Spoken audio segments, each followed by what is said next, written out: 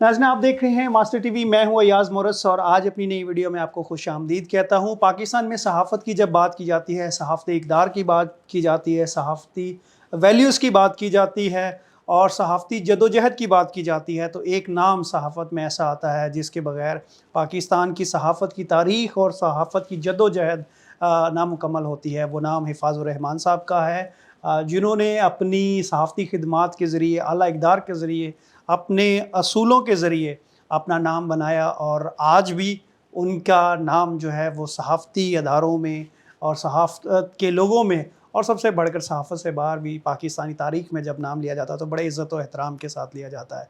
अब मुझे खुशी है कि मैं गुज़श्ता दिनों उनके नाम से मंसूब अवार्ड की तकरीब में भी शिरकत की और उसी तकरीब में मुझे उनके साहबज़ादे से मुलाकात करने का मौका मिला और मैंने उस मौके का फ़ायदा उठाया और उनसे उनकी ज़िंदगी के हवाले से बात करेंगे। तो आज हम बात करेंगे रमीज़ साहब से, उनके अब्बू के हवाले से।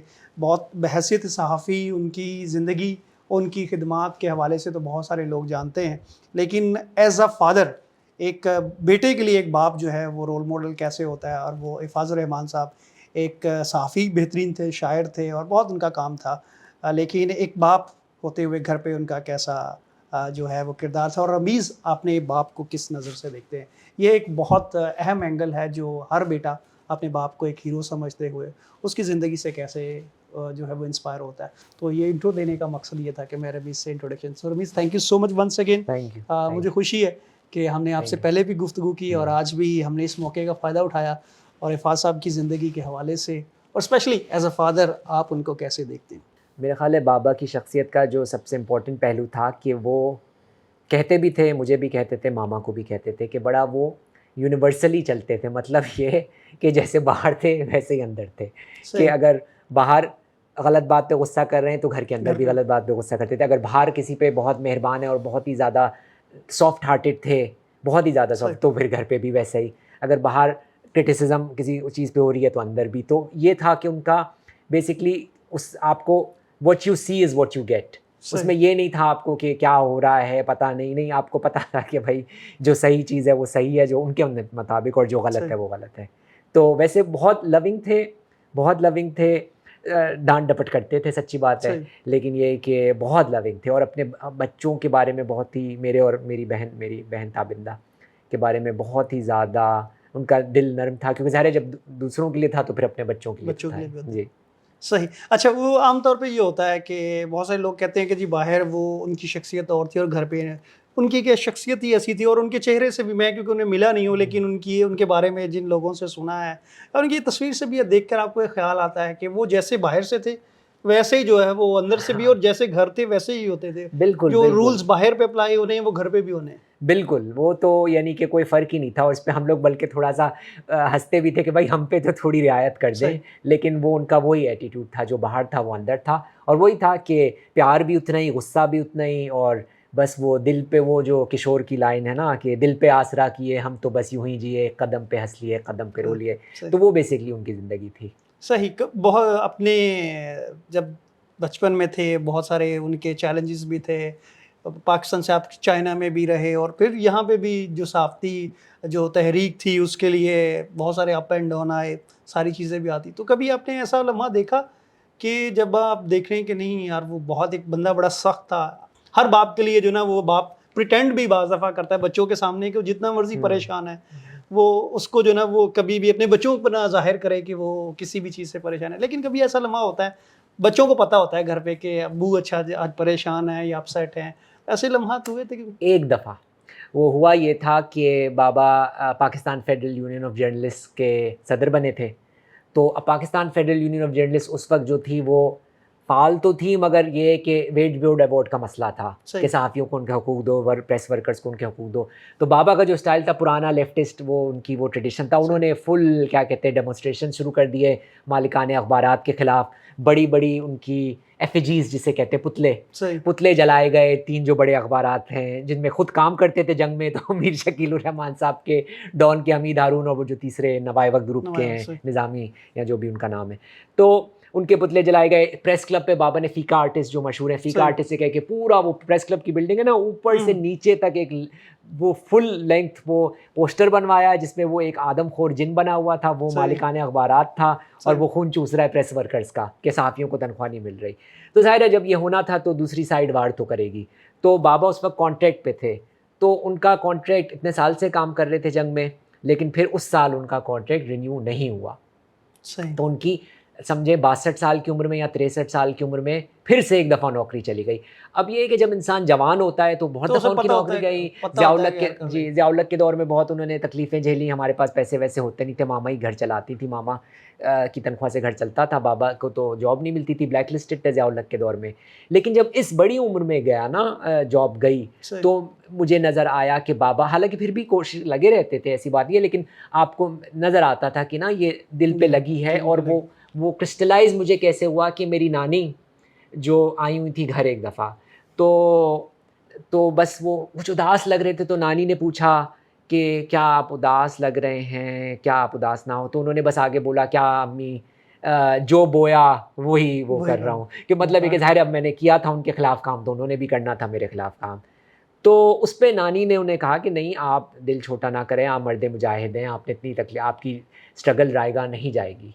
तो बस वो जो एक मौका था, सिर्फ़ ज़िंदगी में एक दफ़ा मैंने उन्हें देखा कि कमज़ोर पड़े थे, लेकिन फिर भी लगे रहे, उसमें वो कोई नहीं हुआ, जो उनकी पर्सनैलिटी थी उसमें लगे रहे। सख्तगीर पर्सनैलिटी थी। मैं आपको मिसाल दूँगा छोटी-सी। हमारे घर जब ख़ास तौर पे जंग में थे, जब हम चाइना से वापस आए, तो हज़ार उस ज़माने में टीवी चैनल्स नहीं थे। सही। तो अब आप सोच सकते हैं जंग अखबार, उसका सही। क्या, उसके मैगज़ीन एडिटर थे। कोई आ रहा है पैंट का कपड़ा लेके, कोई आ रहा है कुछ लेके, सबको वापस करो, वापस करो। अब वो मेरा ज़िम्मा होता था। अब मैं गेट पे जा रहा हूँ, अफ़ाज़ साहब हैं बैठे होते थे, तो मैं कहता था नहीं है। अच्छा ये पैंट का कपड़ा दे दें, तो मैं नहीं, ये मैं नहीं ले सकता। तो ये फल फ्रूट दे दें, ये कुछ दे दें, लेके आते थे लोग अपना, क्योंकि उन्हें शौक होता था अखबार में छपने का। हर चीज़ मना। अच्छा उसमें ये हुआ कि लोग, मैं मना कर रहा हूँ, अब मैं उस वक्त 14, 15, 16 साल का था। अब वो मना नहीं होते लोग, आपको पता है पाकिस्तान में जिसे कहते हैं, हमारी कराची की ज़ुबान में लेस हो जाते। और वो अब फिर मुझे भी अब एज़ अ बच्चा मुझे सख्ती करनी, नहीं भाई नहीं ले सकता मैं, भाई क्या कर रहे हैं आप? मुझे पता है अगर मैंने गलती से ले लिया तो अंदर क्या मेरी हालत होने वाली है। तो ये था उनका बड़ा, बहुत ज़्यादा सख्त असूल पसंदी थी। और उसमें उनका एक, उनको पता था क्या गलत है क्या सही है, और उसमें वो नरम दिल तो थे लेकिन दिमाग सख्त था। ये एक बहुत ज़रूरी चीज़ है, क्योंकि बहुत से नरम दिल लोगों का दिमाग सख्त नहीं होता। बिल्कुल ऐसे ही, और वो दिल के साथ दिमाग भी दे बैठते हैं। हाँ, ये बिल्कुल। बहुत बड़ी तो बात है। ये बात है, तो ये मुझे बातें याद हैं। सही। उनकी प्रोफेशनल ज़िंदगी के बारे में तो बहुत सारा लिखा भी गया, बहुत सारे सहाफ़ी बात भी करते हैं। घर पे जब वो आते थे, वो म्यूज़िक वगैरह, खाना किस तरह का उनको पसंद था? खाना तो उनकी कमज़ोरी थी, खाना उनको बहुत शौक था खाने-पीने का, और ख़ुद भी बनाते थे, ख़ुद बहुत अच्छा खाना बनाते थे। ख़ुद पराठे, आलू के पराठे, गाजर का हलवा और बहुत सारे, चिकन कढ़ाई बहुत अच्छा बनाते थे, और मेहनत से बनाते थे। उनमें ये बात थी कि बड़ा इंजीनियर्स वाला उनका माइंडसेट था कि जो काम करो बड़ा मेहनत से, मेथोडिकली, सही नॉलेज गेन करके और प्रॉपर नीयत से करो। तो चाहे वो कुकिंग हो, चाहे वो एक्टिविज़्म हो, चाहे वो मालिकाने अखबारात से लड़ना हो, चाहे कुछ करना हो, उनका हर चीज़ में एक ही स्टाइल था कि भाई फुल अपना, पूरी जो उनकी power of his soul and spirit, वो उस पे निछावर कर देते थे उसमें। तो ये उनका स्टाइल था। सही। कितनी खुशी महसूस होती है जब कभी आप पाकिस्तान में या पाकिस्तान से बाहर जो लोगों को पता चलता है कि आप अफ़ाज़ साहब के बेटे हैं, तो उनका नाम जो जिस इज़्ज़त से लिया जाता है, तो एक सेंस ऑफ अपना प्राइड भी होता है, और एक ही होता है कि हमारे माँ-बाप की वजह से, स्पेशली बाप की वजह से हमें जो है वो इज़्ज़त मिल रही है। तो वो फीलिंग्स कैसी होती हैं? वो बचपन ही से था चीन में, जब तक मैं तो चीन में पला बड़ा, तो मैंने तो वो ज़िया-उल-हक के खिलाफ जो मूवमेंट चली थी वो नहीं देखी, मैं तो पैदा ही नहीं हुआ था तब, बाजी ने देखी है, मेरी बहन ने। तो मैं, लेकिन उसके बावजूद जब मैंने कोई वो वाली स्ट्रगल उस वक्त नहीं, लेकिन एज़ अ बच्चे ही वो तो नज़र आता था, एक प्राइड महसूस होता था कि आपको नज़र आ जाता था कि ये बंदा जो है, कोई भी चाइना में सही गलत का काम होता था उस पर वहाँ भी वो अड़ जाते थे। तो एक प्राइड तो हमेशा से था कि ये है कि आप भाई देखें, कोई इंसान परफेक्ट नहीं होता, और मैं यहाँ कोई बाबा की हेजियोग्राफी नहीं लिखना चाहता कि वो कोई बड़ा नहीं, लेकिन जो अच्छाइयाँ थी वो बहुत कम लोगों में मैंने देखी हैं कि इतनी ज़्यादा असूल पसंदी, इतना ज़्यादा राइट और रॉन्ग का जानना, फिर इतने ज़्यादा नरम दिली, तो ये बहुत कम लोगों में होती है, क्योंकि बातें बहुत लोग बड़ी-बड़ी करते हैं, नरम दिल भी बहुत लोग होते हैं, लेकिन जब व्हेन पुश कम्स टू शव, जिसे इंग्लिश में बिल्कुल कहते हैं, वो फिर ठह हो जाते हैं। तो उस वक्त सही। आपको ये पता था, हाँ मैं क्रिस्टलाइज कर दूं मैं कहना क्या चाह रहा हूँ, कि एल पचिनो ने एक अपनी फिल्म में कहा है, जो बाबा की फेवरेट फिल्मों में से थी, सेंट ऑफ अ वुमन। सही। एल पचिनो कहता है कि when the shit hits the fan there some people who stay and some people who run away. Run away. तो ये आपको बाबा से इत्मीनान था कि चाहे कुछ भी हो जाए भाई, आप बाबा की बुराइयां करनी है करो, ये नहीं सही वो नहीं, लेकिन जब when the shit will hit the fan, ये एक इंसान है जो खड़ा रहेगा बस। तो इस लिहाज से तो वो प्राइड हमेशा से था, वो अभी भी है। सही। कि एक और मैं सवाल पूछूंगा यहाँ से कि उनकी जो एक फॉर्मेशन आपकी घर से जब हुई हो, तो ज़िंदगी के जब चैलेंजेस आप पर आते हैं तो आपको वो आम लोगों पर आते हैं तो वो शेकअप हो जाते हैं, वो बिखर जाते हैं कि यार क्या होगा, हाथ पांव फूल जाते हैं। लेकिन जिस तरह की आपकी फॉर्मेशन हुई थी, अभी ज़िंदगी में एहसास होता है कि यार वो जो ट्रेनिंग घर से हुई थी, अब दुनिया में जो चैलेंजेस आते हैं उनमें प्रॉब्लम नहीं होती उनको फेस करते हुए।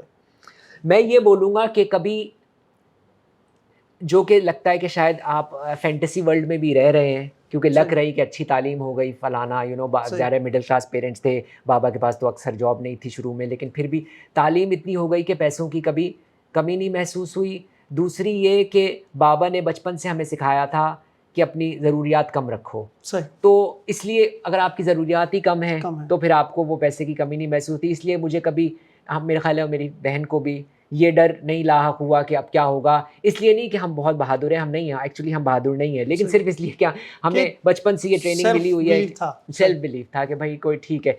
इसमें मैं थोड़ा-सा और एक और बात बता दूँ, एक टॉल्स्टॉय की बहुत मशहूर कहानी है। जेम्स जॉयस का कहना है कि ये दुनिया की सबसे मशहूर अफ़साना है, how much land does a man require. तो टॉल्स्टॉय उसमें, वो मैं जल्दी से ब्रीफली बता देता हूँ, उसमें वो होता ये है कि वो 2 अमीर लोग होते हैं, वो एक मज़ारे को पकड़ लेते हैं, वो आपस में शर्त लगती है कि कितना, how much land does a man require. तो वो मज़ारे से कहते हैं कि तुम जितना भागोगे ना आगे तक, वो उतनी तुम्हें ज़मीन मिलती जाएगी, लेकिन शर्त ये है कि सूरज ढलने से पहले तुम्हें वापस हमारे पास आना है। तो वो जो भागता है भागता है भागता है, फिर दोपहर हो जाती है, वो कहता है चल थोड़ा और भाग लूँ, थोड़ा और भाग लूँ, थोड़ा और, वो भागता रहता है।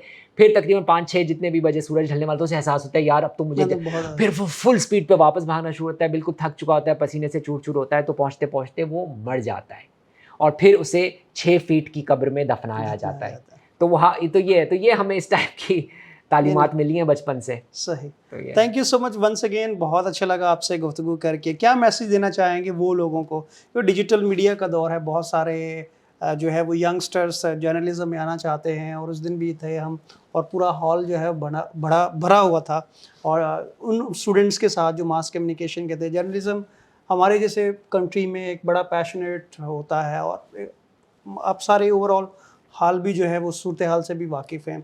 आप क्या समझते हैं, कहाँ, व्हाट डू यू थिंक कि क्या एक दो चीज़ें हैं जर्नलिस्ट को स्पेशली सोशल मीडिया का इस्तेमाल करते हैं फॉलो करें तो वो इस लेगेसी को कैरी ऑन कर सकते हैं? इसमें मैं 2-3 बातें बोलूँगा। एक, जो कि मैं क्योंकि जर्नलिस्ट नहीं हूँ, इसलिए अगर मेरी ज़ुबान इतनी अच्छी नहीं है तो इतना मसला नहीं है, लेकिन मेरे ख़्याल है ज़ुबान पे अबूर हासिल होना बिल्कुल ज़रूरी है, सही। चाहे अंग्रेज़ी हो चाहे उर्दू हो। उर्दू सही। दूसरा ये, मुझे ये महसूस होता है कि ड्यू डिलिजेंस आप करें, अपना पूरा रिसर्च वर्क, अपना पूरा प्रेप वर्क ज़रूर सही। पूरी अपनी मेहनत से करें, जान लगा के।